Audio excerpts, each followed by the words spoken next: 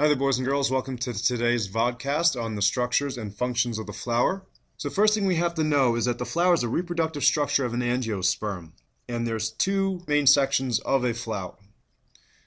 And a flower could be one of three things. It could be a male flower, it could be a female flower, or it can be a flower that contains both male and female structures. So let's review what those male and female structures are. The first part that we're going to talk about is the male structure, and that's called the stamen. The stamen is easy to remember that it's male because the word is spelt with M-E-N at the end. So it actually spells out the word men. So if you can remember that men are males, then you'll remember that stamen is the male part. Now, as the male part of the flower, the stamen's main job is to produce grains of pollen. And pollen are structures that contain the sperm cells for the flower. So the goal is to get the sperm of this flower into the eggs of another flower, or maybe even the same flower that the sperm was made on. So to take a closer look at what pollen looks like, we'll take a peek at this picture here. Now this is a picture of a bee that's obviously been hunting for nectar or food out in flowers and been walking around in them. And as you can see, there's a bunch of yellow spheres located all over the bee, stuck in its fur and so forth. This is pollen. This is what pollen looks like up close. So those are the pollen structures of a flower. Now the pollen of a flower is produced by a structure called the anther. And the anther is this structure here at the top of this thin stalk. And this thin stalk is called the filament. And the filament's main job is to support the anther, to hold it up. This way the wind or different agents of pollination like butterflies and bees can bump into the anther and get pollen all over themselves. So pollen can easily be dispersed. So the anther and the filament make up the male structures of the flower, which is called the stamen. Now when the pollen is being transferred, it's going to end up on the female parts of the flower. And the female parts of the flower is called the pistil. And the pistil includes the following structures. We have the stigma, the style, the ovary, and then inside the ovaries we have our ovules. So we'll start at the top of the stigma. The main structure of the stigma is to collect the pollen. So when the pollen is brushed up against it by a pollinator, or through the wind, the pollen grains are going to stick on the stigma, and then the pollen grains will release the sperm cells on the stigma there. And we'll take a closer look on how that happens later. Now, the sperm cells released from the pollen on the stigma now move down this long, slender tube going deep inside the flower, and this part of the flower is called the style. The style is the tube that connects the stigma to the ovary. And then when we get down to the bottom of the style, we have this rounded structure called the ovary, and the ovary's main function is to contain and protect the ovules. Now you might be wondering, well, what's so great about the ovules? Why do they need protection? Well, don't forget, the ovules are the female parts of the flower, so the ovules are going to house the eggs that are needed for fertilization. So those are the different parts of the flower. Let's take a look at what the process of pollination looks like.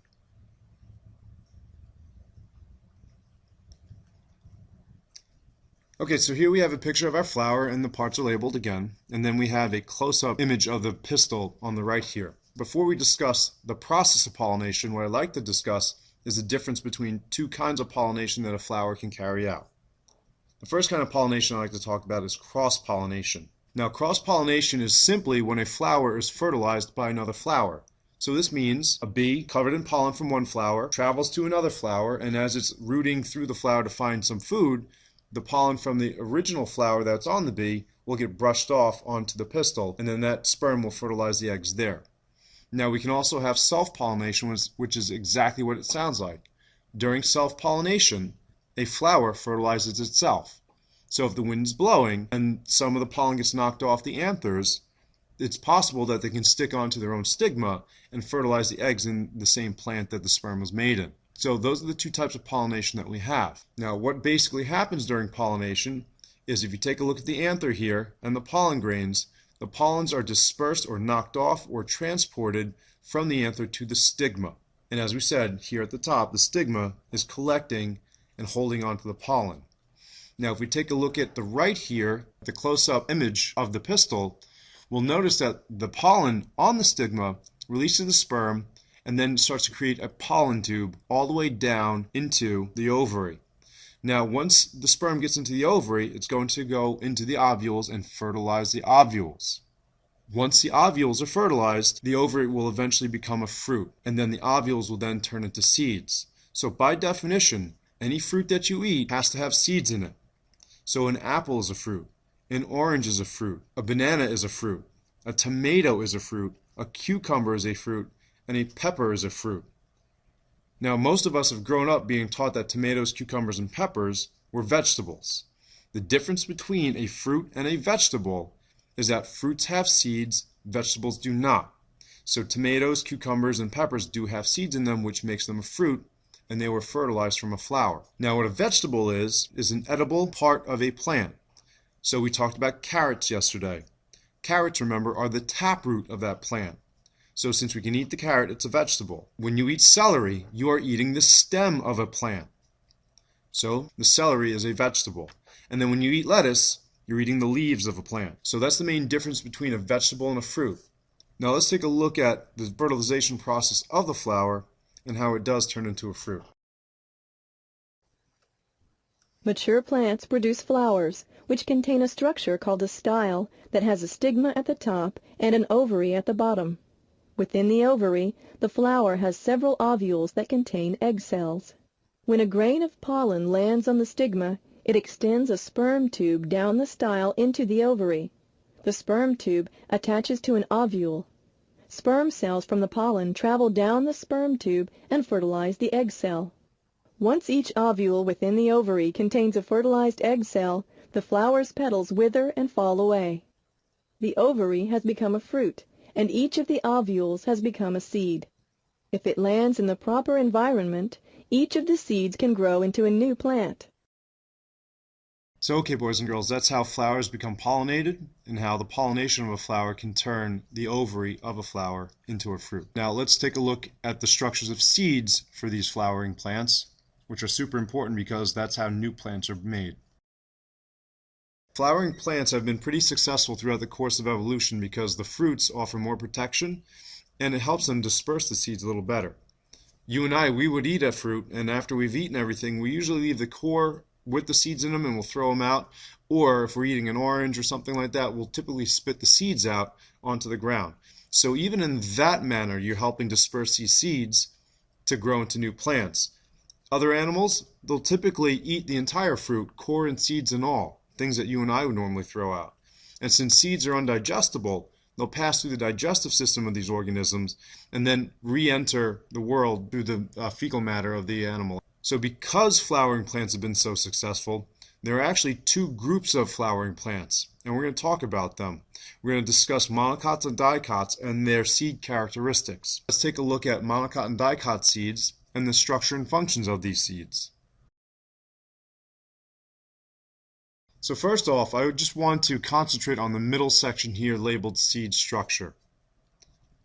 So this is what a typical seed looks like to you and I that we normally think about when we look at and think about seeds. However, you can see that monocots here on the left have a much different look than dicots here on the right. But they do have the same structures in them. There are three main structures to a seed. First of all, there's what's called a seed coat. The seed coat is a protection for the embryo inside of the seed. As we talked about earlier in the year, is the baby form of an organism, so the embryo is the baby plant that's inside of the seed. And then lastly, we have a very, very important structure called the cotyledon. The cotyledon is the stored food in the seed. The monocots and the dicots are the two types of angiosperm seeds, and even though they do look different, they do have the same structures. So, for example, we have the embryos in the seeds, so those are the baby plants. We have the seed coat for the seeds to offer the protection, as we said, and then lastly, we have the cotyledons of the seeds. Now, the main difference between a monocot and a dicot is actually the number of cotyledons that they have. If you take a look at the word monocot and you break it down into the words mono and cot, mono means single or one, and cot is short for cotyledon. So monocots have one cotyledon. Whereas if we take a look at dicots, di means two and cots is cotyledon, dicots actually have two cotyledons, here and here, as opposed to the one cotyledon here. So an example that you're familiar with, especially with summer rolling around, of a monocot that you might eat for with dinner is corn. Corn is a monocot. However, you could also eat things like baked beans or green beans, and green beans are dicots because they do have 2 cotyledons. Now again, these are seeds that you are eating, so the main purpose of the seed is to germinate and turn into a new plant. So let's take a look at the different types of conditions that these seeds need and what the word germinates means. Alright, so here we have the germination of 2 types of seeds. We have our monocot here on the left and our dicot here on the right. But before we talk about that, what you need to know is that the word germination is the development of a plant from a seed. So as the seed sprouts and grows into a plant, that is when the seed starts to germinate. In order to get a seed to successfully germinate, you need 3 conditions that need to be right to get the seed to go. So first of all, you need a specific type of gas.